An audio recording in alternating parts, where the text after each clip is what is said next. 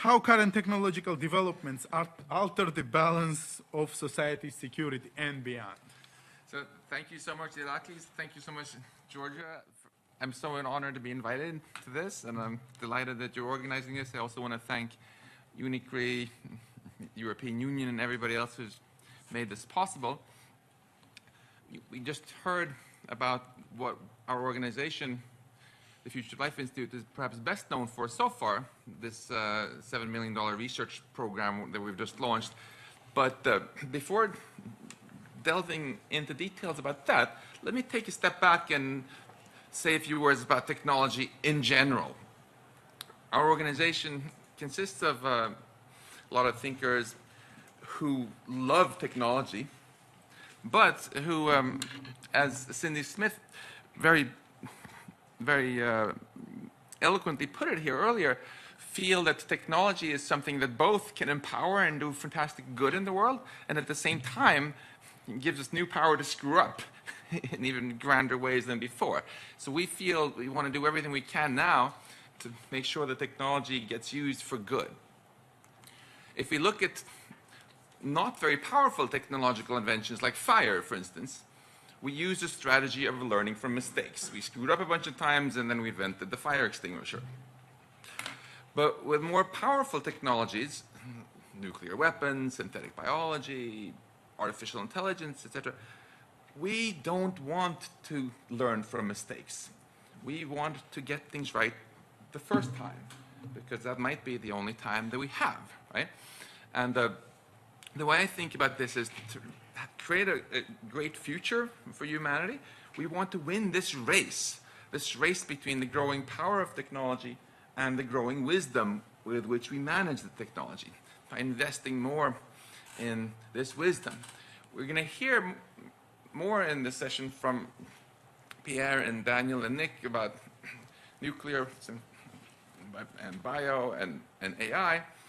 But let me start by talking just a little bit about nuclear weapons, because even though I want to end up with talking about AI, I feel that while we celebrate our successes here in the national action plans and CBRN, it's very important at the same time highlight our failures so far to learn from them when we take on new, more powerful technologies, so we don't repeat past mistakes. And I think that nuclear weapons is a great case study of inadequate risk management. Why do I say inadequate? Since we still haven't had a global nuclear war. Well, let me just ask you this question. Which one of these two people is more famous? And let me ask you a follow-up question. Which one of these two people should we thank for us all being alive here today, because he single-handedly stopped the Soviet nuclear attack during the Cuban Missile Crisis? I'll give you just one hint. He wasn't Canadian, right? So that already says something about how little attention we as a species pay sometimes to really important issues. And moreover, I would say the lesson that we should draw from this is that relying on luck is a really poor long-term strategy. The issue with Vasily Arkhipov was just one out of a hair-raisingly long string of near misses with global thermonuclear war. And although we've mostly focused so far about nuclear threats from terrorism and crime, we must remember that there have been also a lot of close calls where we almost had an all-out nuclear war between superpowers. And even if the chance is as low as 2% per year that happens by mistake, the probability that we're going to screw up then within centuries is virtually 100%. So we need to do better than just hope for luck in the long term. If you play Russian roulette long enough, we all know how it ends. The second lesson I think we can learn from the nuclear case study here is that it's really important to understand risks in advance before you fully build out the technology. And I feel that we epically failed with nuclear weapons here. I feel personally guilty about this because I'm a physics professor. I feel this was our fault, partly, as physicists. So let's look at quickly at the facts. When nuclear weapons were first built, the decision makers and scientists generally thought that the main risk was that you would literally get blown up by it. And people had these risk assessments that if things went really, really bad, maybe we would kill 300 million people or something like that. Now we know that that's hopelessly naive, and that this is not even, that getting blown up by it isn't even the #1 largest risk to worry about. For example, oops, now this is a photo from downtown Las Vegas in the 60s. You see the mushroom-shaped cloud in the background? That's how close it was to downtown, because people had totally underestimated the dangers of radioactive fallout. And acknowledging that, now the US government has paid out more than $2 billion in damages to settle these downwinder cases, and there have been more people who were killed by fallout from these peacetime nuclear tests than who died in Hiroshima and Nagasaki combined. But that's also not the #1 risk, even though it was a big oopsie. In the 60s, it was realized that if you set off one single hydrogen bomb 400 kilometers up above Earth's surface, you can create an electromagnetic pulse of tens of thousands of volts across pretty much the whole continent, potentially permanently disabling electronics, cars, cell phones, the power grid, which can lead not only to catastrophic infrastructure meltdown, but also if you have a long power failure together with all these, with thousands of nuclear devastated cities, then there are additional oopsies people hadn't thought about. For example, if you actually have a long lasting power failure in a nuclear power plant, you know what happened in Fukushima? Well, if you don't keep the pumps on that circulate the water that covers these spent fuel rods in pools like this one, it boils off within a matter of weeks. Then the zirconium cladding on the fuel rods catches fire, and then you get a super Chernobyl, and you could get that. Basically, all of these fuel pools, there are 300 of them here, as I only drew little wind plumes around 5 of them, but you can imagine if you do that around all of them, it's just further adding to the misery. I'm highlighting this at the meta level just because these are things that people hadn't thought about for decades and decades while we built tens of thousands of these weapons. And we still haven't talked about even the worst risk that's been discovered so far. Right now, if we were to actually use a large fraction of the 16,000 nuclear weapons that currently exist, many of which are on hair trigger alert, so we could have, if you think of the largest couple of thousand cities on Earth, you could have them all destroyed within an hour of right now.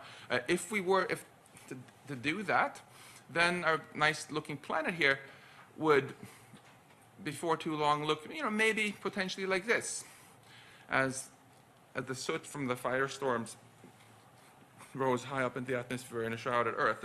And this was not realized, how serious this would be, until the 80s, about four decades after Hiroshima and Nagasaki. And although this had a very powerful influence, this research helped persuade Gorbachev and Reagan to negotiate the largest nuclear cuts ever done. It turned out that, unfortunately, these calculations were rather inaccurate. They were made on a supercomputer, which was less powerful than this phone, and it turned out that they were too optimistic. That more modern calculations done by some of the world's leading climate modelers on real today's supercomputers show that this might last not 2 years, but more like 10 years. And for the following summer, you can see here the temperature drops. This makes global climate change seem like peanuts in comparison. You see in the American breadbasket, Ohio, for example, the temperatures are dropping by 20 degrees or so. That's Celsius, so 40 Fahrenheit for my American friends. And if you look in Russia, China, you get drops of like 30, 35 Celsius. What does that mean in plain English? Well, we don't have to be agriculture experts to realize that if this turns into this when you're going to harvest, it's not so awesome for food supply. And one doesn't have to make fancy calculations to realize that rather than maybe having a few 100 million people killed, as in some of the worst case scenarios that people had in the 60s, it's very plausible that the vast majority of all people on Earth would starve to death and then succumb to pandemics and other things that would have followed. No, not great.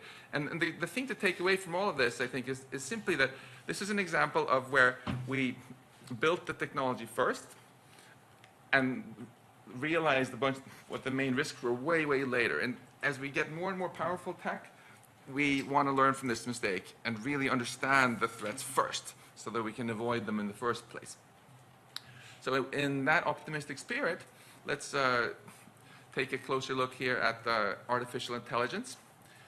This is a technology which has wonderful potential, of course, to do great things. And we've all seen how it's been making a lot of progress. The early progress in AI tended to involve, like when Garry Kasparov lost at IBM's Deep Blue, for example, good old-fashioned AI where some human programmers taught the machine to do something that it could then do way faster than Kasparov and beat him.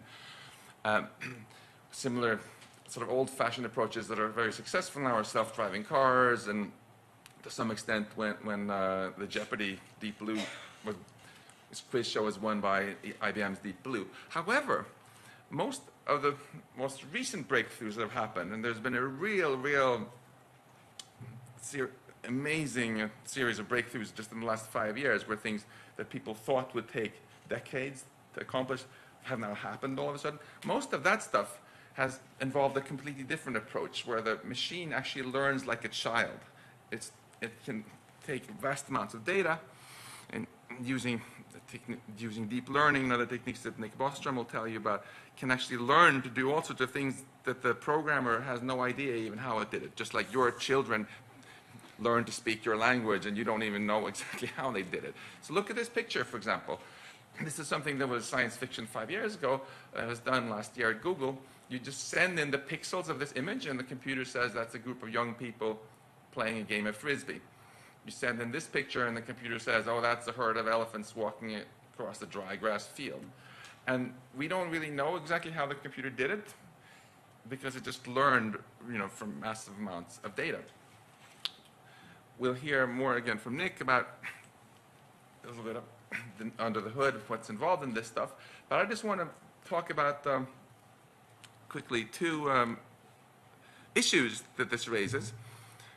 So first of all, there are two completely separate issues we should not conflate. There are near-term issues with technology that almost exists right now, and then there are longer-term things about if machines get smarter than us one day, what might happen then. Nick will tell you plenty about the latter. But in the very near term, let's talk about AI weapons a little bit. So our organization recently launched an open letter on autonomous weapons, which was signed by over 20,000 people and about 3,000 of the world's leading robotics and AI researchers. And this open letter was very much inspired by the Chemical Weapons Convention that we heard about from Dita Tsiganikova and the Biological Weapons Convention that we heard about from David Feeks. Why did these people, these researchers, sign this? Well, people who go into biology generally want to make the world better. They don't go into it because they want to make bioweapons. People who go into chemistry, they want to make the world better, not to create chem weapons. And it's the same, of course, with these AI researchers. They want to use AI to cure diseases, to help alleviate poverty and do great things, not to figure out new ways of mass murdering people or destabilizing the world. And they feel concerned that their technology that they're building is being bastardized for really destabilizing uses. What are some of these things that these people worry about? Well, for example, today, when drones are used to kill people, it's always a human who makes the decision, who's remote controlling the drone from somewhere, right? But within years, we'll have the technology that we can completely eliminate the human from this. Just have the drone fly around for a few hours, find somebody, use its own AI software, just like that elephant recognizing things, saying, oh, this is the person who looks like it's our enemy, and then have it killed with no human in the loop. A big risk with these things is that if once any superpower goes ahead and mass produces this thing, of course, all other superpowers are going to want to do so too, and we'll have an arms race in our hands. But this arms race, these researchers feel, will be very, very different from the nuclear arms race. Because whereas it's very expensive to build nuclear weapons and very hard to get hold of the materials, these weapons will be incredibly cheap. You don't need any hard-to-obtain materials. A quadcopter costs a few $100 on Amazon.com today. Software costs nothing once it's developed. And you can have the potential that someone with an axe to grind for under $1,000. Let me back up. If superpowers build this, if you get the arms race going, before long, North Korea is going to decide to build it, and so on and so forth. And before long, some country in the need of cash is going to sell this on the black market, and then all sorts of non-governmental organizations with an extra ground will have them. And these are perfect weapons for example, assassination. You can program in what your nemesis looks like, have a thing fly for 2 hours, identify the person, kill him, and then self-destruct so no one knows who did it. It's great for ethnic cleansing. You can program these things to look for a certain ethnic group only and kill them. They're very, very cheap. You can imagine swarms of little bumblebee-sized things which just recognize a face, find the eyeball, which is the softest part of the skull, fires a little bullet there, which is very cheap, and you don't need a lot of power, kills people. If you have thousands of those, you know, it would completely transform warfare in a way that's very hard for nations to defend against, other than by creating a police state. And for this reason, there's a quite broad consensus among the researchers in this field that this is an arms race we just shouldn't start. That's the best way to stop it. And I want to just conclude by pointing forward a little bit towards Nick Bostrom, who's going to follow me here, looking at superintelligence. Sometime in the future, maybe in 40 years, maybe in hundreds of years, maybe never, we'll see. There's certainly the possibility that we might make machines that can do everything that we humans can do. And then what? Well, our organization organized the first ever conference of AI researchers to talk not about how to make things smarter, but to talk about this issue in particular, how we can win this race and have wisdom keep pace with the technology. It was in Puerto Rico in January of this year, and it was actually really productive. There was a very strong consensus that emerged that this is something we need to think about. The goal of artificial intelligence should be redefined from having the goal of just creating pure, undirected intelligence towards creating beneficial intelligence. And there was we brainstormed up a very detailed action plan, a list of research projects that should be done that would tackle embarrassing unanswered questions that we need to answer. And it might take decades to answer them, so we should start researching now, not the night before a bunch of guys on Red Bull, switch on their thing. And what was very exciting about this was that Elon Musk was present at the conference, and he said, look, I hear you guys, you want to do this research? Well, let me give you 10 million reasons to do it. And with his donation, we were able to launch a worldwide competition for research ideas. We were overwhelmed by getting 300 teams from around the world putting in wonderful proposals.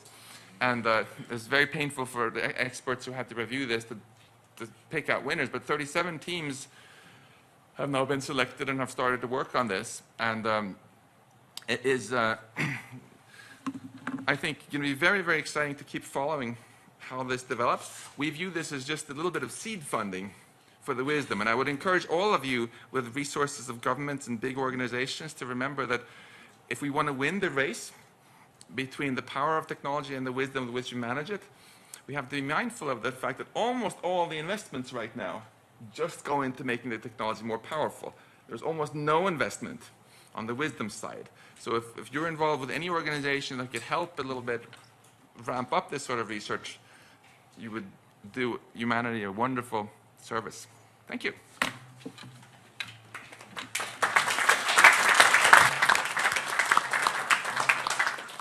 Max, thank you very much for this absolutely inspiring and wonderful presentation. We are now at Uniquely trying to invest in the wisdom side, certainly, and want to have you join us in this endeavor as well, intellectually as well as in any other means.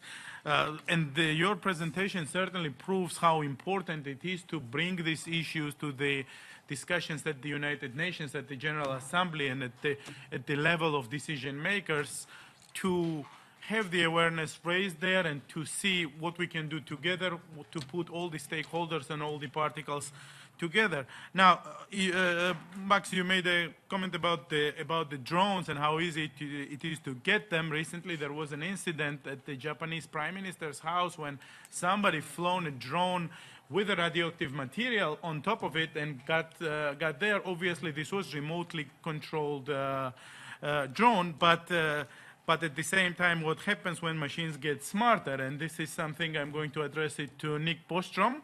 and I will introduce him. He's a professor at the Faculty of Philosophy at the Oxford University.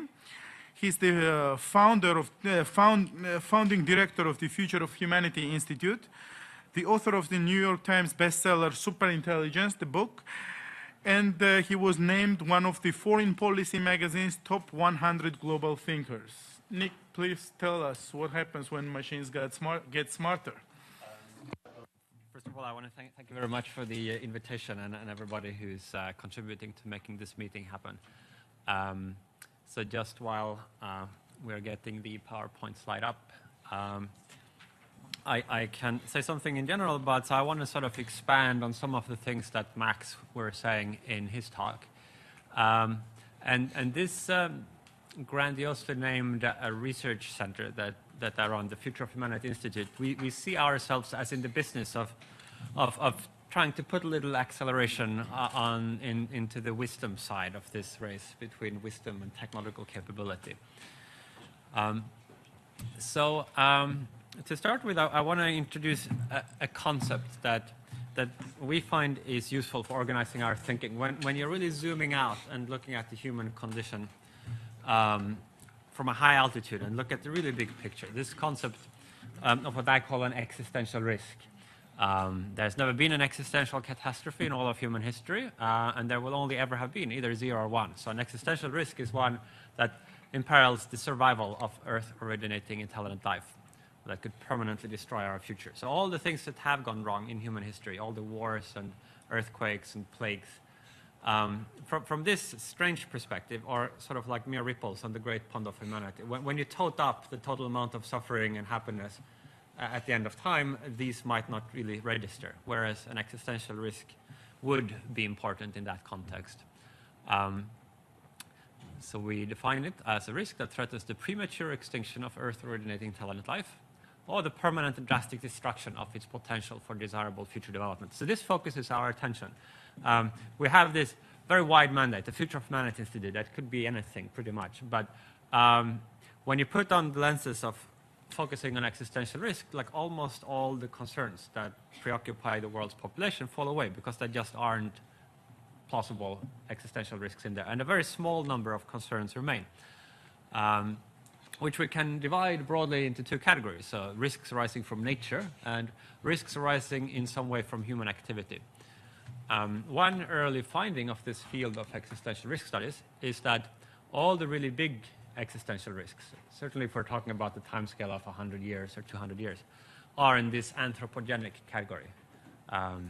You can see this quite easily if you just reflect on the fact that the human species has been around for a long time. We have survived earthquakes and firestorms and plagues and asteroid impacts for 100,000 years. So it's just not very likely that any of those things will do us in within the next century. Whereas we will, in this century, introduce entirely new phenomena, new factors into the world. So if there are going to be existential risks in this century, they're most likely to come from these new things that we will do. And most of the possible ones there have to do with anticipated future technologies. And another way to look at this is to consider this metaphor of a giant urn full of balls. And you can sort of see human history as the process of reaching into this urn and extracting one ball after another. These balls represent ideas, technological discoveries, the products of human creativity. And throughout our tenure here on this planet, we have extracted a great number of these balls. And most of them have been good. Some of them have been mixed blessings. None has been such that it has spelled our disaster. We might wonder, what would it be like if there were one of these black balls in the urn? Is there some possible discovery, some technology that could be invented such that it invariably spells the doom of the civilization that discovers it? You could run a kind of counterfactual thought experiment and think back 100 years ago or 80 years ago, before nuclear weapons had been invented. And you can ask yourself, what would have happened if it had turned out that instead of requiring highly enriched uranium or plutonium, like really difficult processes to unleash the power of the atom, what if there had been some simple way? Something like baking sand in your microwave oven or something like that, right? So now we know that you can't have a nuclear weapon by baking sand in your microwave oven, but before we did the relevant physics, how could we have known how it would turn out? Like, it could have turned out like that, and in that scenario, that might well have been the end of human civilization at that point, because if anybody, just by doing some simple thing that they can do in their kitchen, could wield a destructive power to kill millions, then it might just be impossible to have cities and concentrated population and so forth. But nuclear energy turned out not to be a black ball, but maybe a gray ball instead. So it looks like our strategy currently is to continue to pull balls out of this urn and just hope that there isn't a black ball in there, because if there is, we will eventually pull it out, and then that would be the end of it. We have a lot more ability to invent things than to uninvent things. So this is a general reason also for thinking that the biggest existential risks over the course of a century might be from possible future discoveries that we might make. And I've put up a partial list here of some of the perhaps more likely candidates for areas where existential risks might emerge. There are several things to notice about this. There's also all of these technologies here have great potential for beneficial uses, which paradoxically is one of the factors that makes them go higher up on this list, because it increases the likelihood that we will actually develop them. If there was some technology whose only use was to cause destruction of humanity, then maybe we would have a greater likelihood of steering clear of that. But if it's something that has wide beneficial impacts for health and environment and economy, chances are we will eventually develop these. Another thing to notice about this is that at the bottom there I've put in some unknowns. So if you think again back 100 years ago and consider what the answer would have been if you at that time would have asked what are the biggest existential risks over the next couple of centuries, then none of the ones that we might now be tempted to put near the top of this list would have been mentioned. I mean, certainly not machine intelligence, that didn't even have computers. Synthetic biology wasn't a concept. Nanotechnology was not a concept. They might have worried some about totalitarian tendencies, but for the most part, what now seems to be the biggest risks are ones that have only in recent decades popped up on the radar, and there might yet be others that we haven't yet conceived of, which is one reason why we think there is potentially a high value in doing this kind of research, just in case we can find something else that we might be able to do something about. So now let me transition to speak more specifically about possible concerns from the future of artificial intelligence. At the very most basic level, the point is this, that intelligence is an extremely powerful thing. It's what makes the difference between the human species and our, in many respects, very similar relatives, the great apes that share most of our biology, and only in very recent evolutionary time has departed somewhat. And these small differences in our brains have resulted in all these vast differences in our ability now to shape the future of the planet. So it's our small increases in intelligence that have enabled us to develop this modern technology and so forth.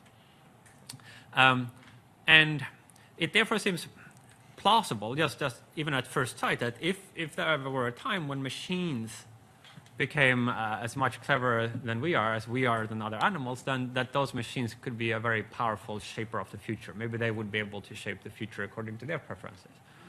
And then that this, therefore, seems to be a topic that is worth transferring out of the domain of Hollywood movies and science fiction and kind of entertainment and into the arena where academic researchers can begin to think about it as a topic where the goal is not to have fun and be entertaining, but where the goal is to develop like increasingly accurate beliefs and proposals.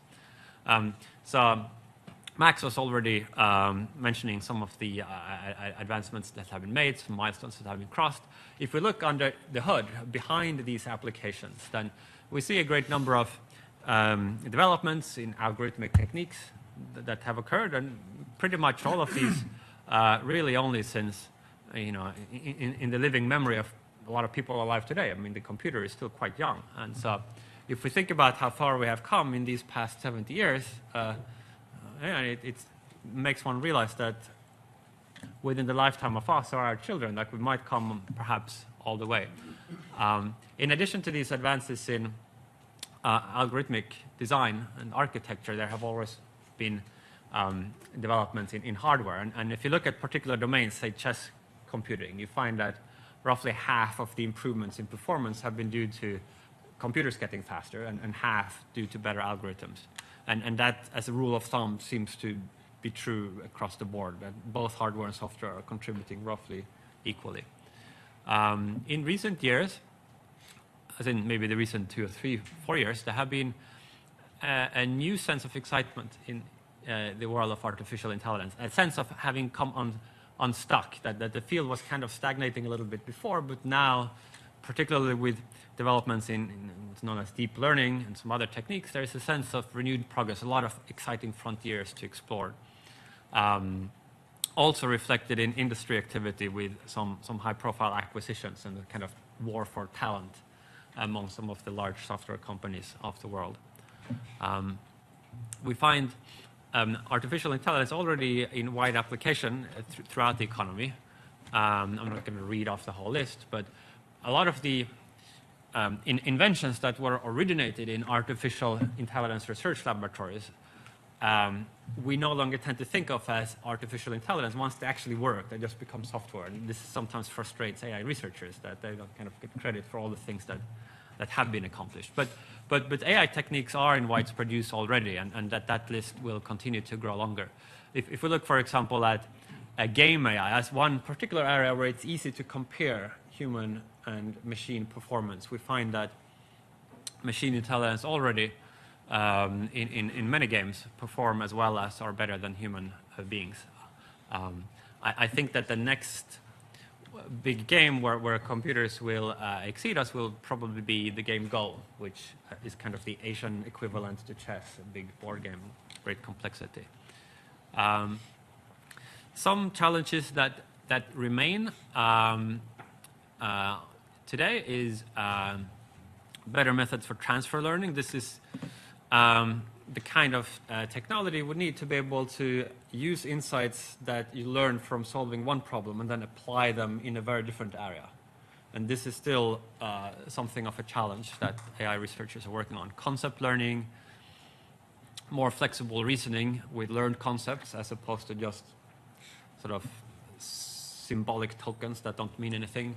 Long-range hierarchical planning, reading, and more complex system architectures. Like you might get a slightly different list depending on which AI researcher you ask, but these are certainly some of the major outstanding challenges that stand between where we are now and replicating the full functionality of the human mind, the learning ability and planning ability that makes the human mind so powerful. So reflecting on these developments, I think, as Max said, that it's very important to make a clear and emphatic distinction between the near term and long term. Both of these contexts have serious legitimate challenges and opportunities to think about, but they're quite different. So in the near term, we have issues such as autonomous weapons that Max mentioned. We have, of course, non-autonomous applications of these. So you could have, in many situations, perhaps the human making the final decision by pressing a button, but with a lot of AI assist, image processing, etc.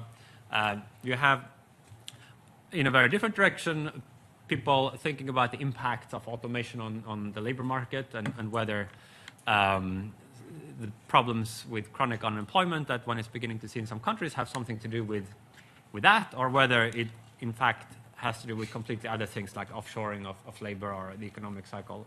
But as machines become more capable, this is likely to become a bigger issue. Surveillance and data mining, of course, cybersecurity, self-driving cars have issues for regulators, like exactly what will the legal frameworks be for allowing these on the road, and a bunch of other things. And these issues are quite different from the issues that arise if we ask the question, what happens if AI actually succeeds in its original mission, which has all along been not just to create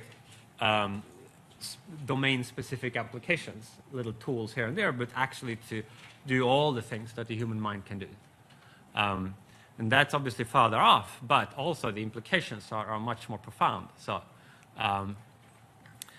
we did a survey of some of the world's leading AI experts a couple of years ago, and one of the questions we asked was, by what year do you think that there is a 50% probability that human-level machine intelligence will be achieved, which we defined for the purposes of this survey as the ability to perform most jobs, at least as well as a normal adult. So real, genuine human-level machine intelligence. And as you can see, the median answer to that question was 2040 or 2050, depending on precisely which group of experts we asked.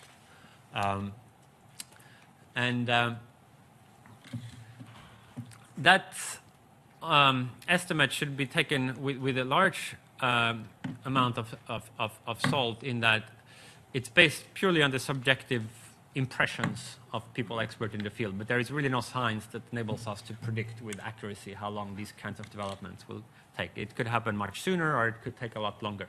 So think, instead of a particular year, think of a probability distribution, so smeared out over a wide range of possible arrival dates. There is a different question also about timing, but which must be distinguished from the first. So far, I asked about this kind of first arrow there on the horizontal axis, time until takeoff, like how long between now and human-level machine intelligence. There is a second question: if we ever do reach that level, how long between that point and until we have something that is radically super intelligent?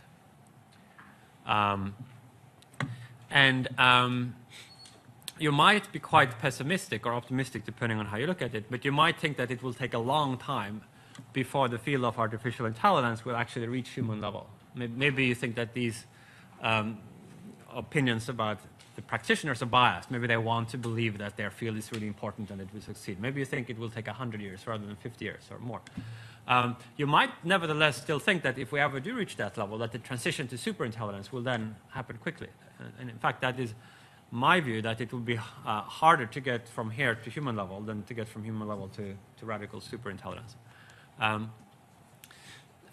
one way to think about it is this. And intuitively, we have this notion of smart and dumb that maybe looks somewhat like this. We think at one end we have like the village idiot, completely hopeless, bungles everything. And at the other end, you have sort of your favorite scientific guru, with Einstein or Ed Witten or something. And these kind of define the extremes of human cognitive performance.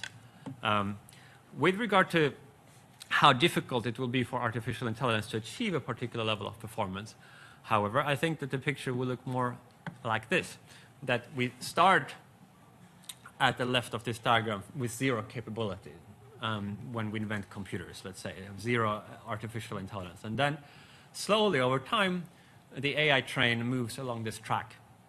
And after many, many decades of really hard work by a lot of researchers, perhaps eventually we reach mouse-level artificial intelligence, something that maybe can navigate a cluttered environment about as well as a mouse can. And then after a lot more work, maybe we reach chimp level, and after a lot more work beyond that, we reach village idiot level. But I don't think that at that point the train will slow down. I think it will just swoosh past Humanville station. The brain of the village idiot and the brain of Albert Einstein are almost exactly identical. Same size, same number of neurons, more or less, same biology. There's no particular reason to think that it will be a lot harder to match one than to match the others. To wrap up, so what I have argued, and I recently wrote a book on this, is that we then will confront this control problem, which is the problem of assuming you could solve the intelligence problem, like how could actually make machines intelligent, like how could you then ensure that these very intelligent machines will be safe and beneficial to humanity? And I argue that this raises unique challenges, technical challenges and foundational challenges, that there are plausible scenarios in which superintelligent systems become very powerful.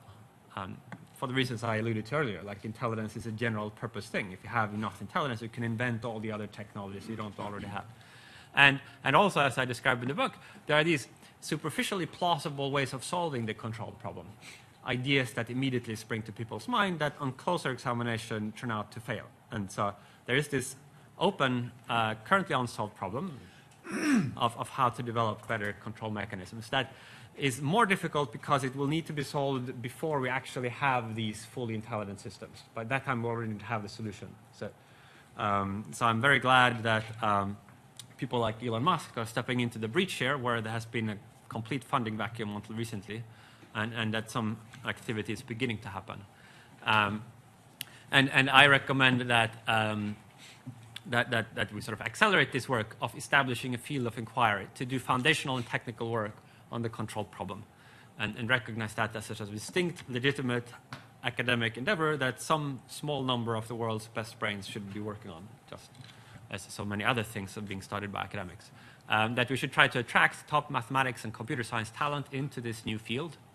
That we should build strong research collaborations between the AI safety community and the AI development community, both in industry and academia, because ultimately the path to success is that whatever ideas for safety are developed also get implemented, and both of these need to learn from one another rather than take up antagonized positions.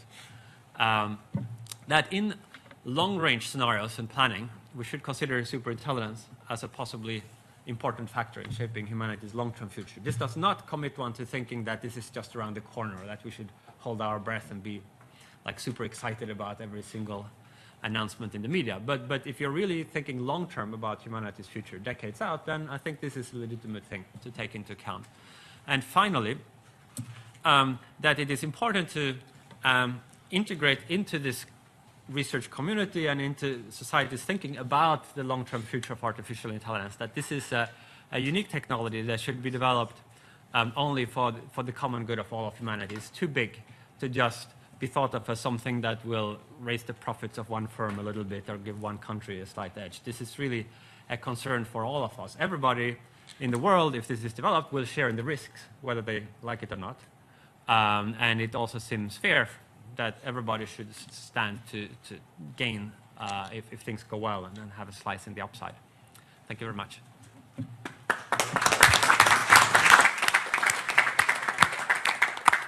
Nick, thank you very much for this absolutely great presentation. And one of the recommendations, what I would also add there, is to bring these ideas to the policymakers, to the international organizations and private sector, and create some sort of a platform where all of these segments, all of the stakeholders could work together to ensure that, what we're going to do if AI succeeds. And as we see in your presentation, basically we are leading, or we are heading towards that AI is going to succeed, and we have to be prepared about it. So.